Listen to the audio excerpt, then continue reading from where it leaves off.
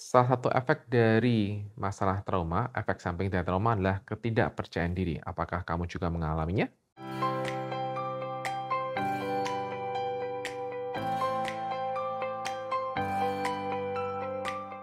Teman-teman yang mengalami trauma masa lalu biasanya akan, tidak biasanya sih, seringkali akan mengalami masalah adalah rendahnya kepercayaan diri. Rendahnya kepercayaan diri ini biasanya dipicu oleh rasa tidak cukup baik dalam dirinya. Nah, kalau rasa tidak cukup baik ini kemudian masih dipertahankan atau masih dipelihara terus dan kita belum selesaikan, kita belum pecahkan, maka biasanya kita bisa melihat hal-hal ini terjadi dalam kehidupan kita sehari-hari, yaitu kita bisa akan terlalu lebih mementingkan orang lain, sehingga kita mengorbankan diri kita sendiri. Ada klien saya di Hipnoterapi Harapan Indah itu yang terapi karena dia merasa bahwa dia terlalu mementingkan orang lain sampai kemudian bahkan dia akhirnya sampai ngutang untuk membantu orang lain. Padahal ya harusnya nggak perlu kan. Harusnya bantu sebatas yang dia bisa, tapi dia tidak, dia terlalu over, terlalu membantunya terlalu berlebihan. Karena kalau nggak membantu rasanya nggak enak, kalau nggak membantu rasanya ada yang kurang, kalau membantu rasanya gimana, kasihan dia. Tapi dia lupa untuk kasihan pada dirinya sendiri. Nah, ini bisa terjadi dalam kehidupan sehari-hari, atau misalnya teman-teman yang seringkali jadinya terlalu tidak bisa menolak permintaan orang lain, ya. Itu juga misalnya ada orang minjem uang, kemudian Anda pinjemin kan. Nah, uangnya belum balik, dia pinjam lagi. Ya apa-apa, Anda masih toleransi ya, Anda pinjemin lagi. Eh, nggak tahu aturan, dia malah pinjam lagi, padahal belum dibalikin yang 2 utang lagi. Anda kasih lagi, dia pinjam lagi, Anda kasih lagi. Nah itu loh, itu terlalu people pleaser gitu ya. Harusnya kan nggak seperti itu. Kemudian yang lain juga adalah terlalu percaya bahwa orang lain lebih baik daripada kita. Kita jadi terlalu sering untuk merendahkan diri sendiri, jadinya kita sering melihat bahwa orang lain itu sangat hebat, kita nggak punya apa-apa, kita nggak lebih hebat dibandingkan dia. Orang itu bisa begitu, tapi kok saya nggak bisa dan sebagainya. Jadi kita terlalu memandang diri kita rendah dibandingkan orang lain, padahal sebenarnya kita juga punya kemampuan. Kemudian juga kita akan terlalu sering fokus pada kekurangan diri kita sendiri. Wah, saya itu kurang ini, wah saya itu kurang ini, wah saya itu nggak bisa ini, saya itu kurang apa, kurang apa. Jadi terlalu fokus pada kekurangannya dan bukan pada kelebihan yang kita punya. Itu banyak dalam kehidupan sehari-hari. Kemudian terlalu menyalahkan diri sendiri ketika melakukan kesalahan. Bukan berarti nggak boleh menyalahkan diri sendiri ketika kita salah, ya boleh, tapi ini yang terlalu menyalahkan diri kita sendiri. Jadi kayak nggak bisa terima kalau membuat salah. Padahal ya sebenarnya wajar ya kalau kita manusia buat salah, tapi akhirnya kemudian kayak dipikirin terus berminggu-minggu, berbulan-bulan kayak gitu. Jadi yang sudah tidak wajar lah. Ini bisa terjadi karena adanya traumatized di masa lalu yang mempengaruhi ketidakpercayaan diri. Nah, jadi ini harus dilepasin teman-teman, harus diberesin. Kamu punya nggak masalah-masalah seperti ini? Kalau punya perlu diberesin. Nah, bagaimana solusi-solusinya? Ya, ini ada beberapa solusi. Solusinya sebenarnya adalah bagaimana kita untuk bisa hadir di masa sekarang, momen sekarang, supaya kita tidak terjebak dengan semua pikiran masa lalu tadi. Jadi kalau kita misalnya Eee, mikirin kesalahan gitu kan di masa lalu, ya udah selesai sebenarnya. Jadi kita belajar untuk hidup di masa sekarang, masa saat ini gitu loh. Oh ini sekarang ini gue di sini nih. Nah, ketika kita bisa belajar belajar di present moment sekarang ini, maka kita akan jauh lebih baik. Seringkali ketika ada orang terapi ke saya di Terapi Harapan Indah dan terapi kecemasan, saya seringkali minta pada klien-klien saya untuk, "Coba deh kamu duduk diam dan kemudian kamu tutup mata."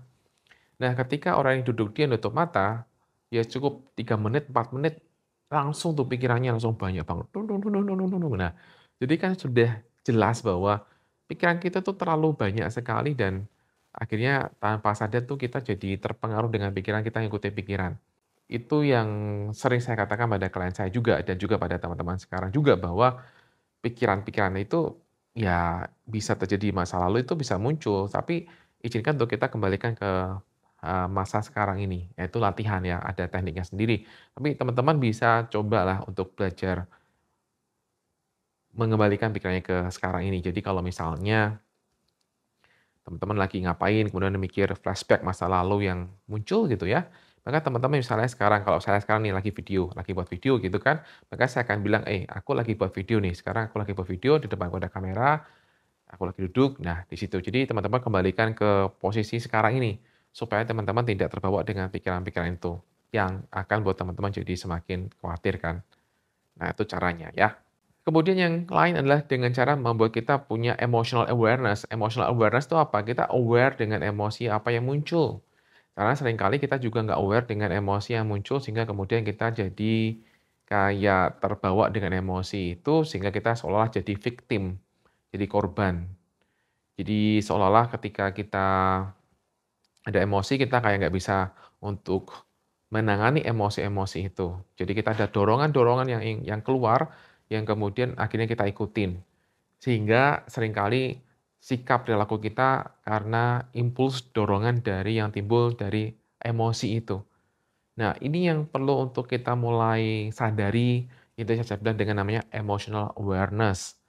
Jadi dengan kita bisa mengetahui ini emosi apa, dan kemudian kita tidak langsung mengikuti emosi-emosi itu, kita juga akan jauh lebih tenang teman-teman, kita akan jauh lebih baik, jauh lebih akan tenang, itu pasti banget.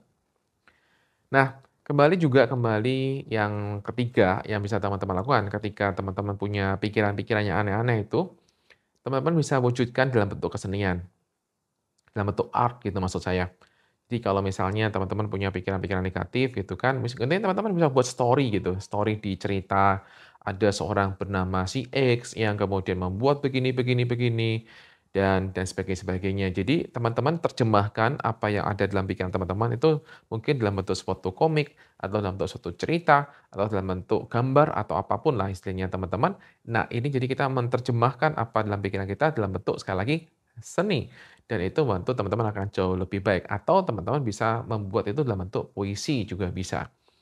Nah, cara yang sederhana ini sebenarnya kayak kita membuat segala yang kita, apa itu dalam bentuk art, dalam bentuk seni, itu namanya juga art therapy, itu namanya adalah art therapy dan itu it works teman-teman, it works. Kalau kamu memang suka di situ, kamu bisa membuat puisi, kamu bisa membuat gambar, kamu bisa membuat cerita, atau kalau kamu nggak bisa, kamu coba aja kamu buat gambar-gambar atau kamu buat gambar-gambar yang kamu bisa aja, biasanya itu akan sangat membantu untuk kamu bisa melepaskan sedikit demi sedikit beban emosi kamu dan juga trauma-trauma di masa lalu yang kamu punya. Tentunya kalau kamu punya masalah trauma, kamu bisa juga hubungi saya, Hipnoterapi Harapan Indah dan Terapi Kecemasan, di admin saya di sini, ini admin saya silahkan kontak di situ. Nah, nanti kita akan bahas bagaimana kita akan meregulasi sistem saraf kita, karena trauma itu juga bisa rilis dengan cara kita meregulasi sistem saraf. Dan kemudian juga bisa kita lakukan dengan cara kita melepaskan emosi-emosi yang kita akan bahas nanti kemudian. Nah, itu teman-teman, jadi jika teman-teman punya trauma, izinkan untuk teman-teman segera bereskan, jangan ditunggu lama-lama, ya. Itu pasti akan sangat mempengaruhi hidup teman-teman. Demikian teman-teman, semoga bermanfaat semuanya. Salam bye-bye trauma.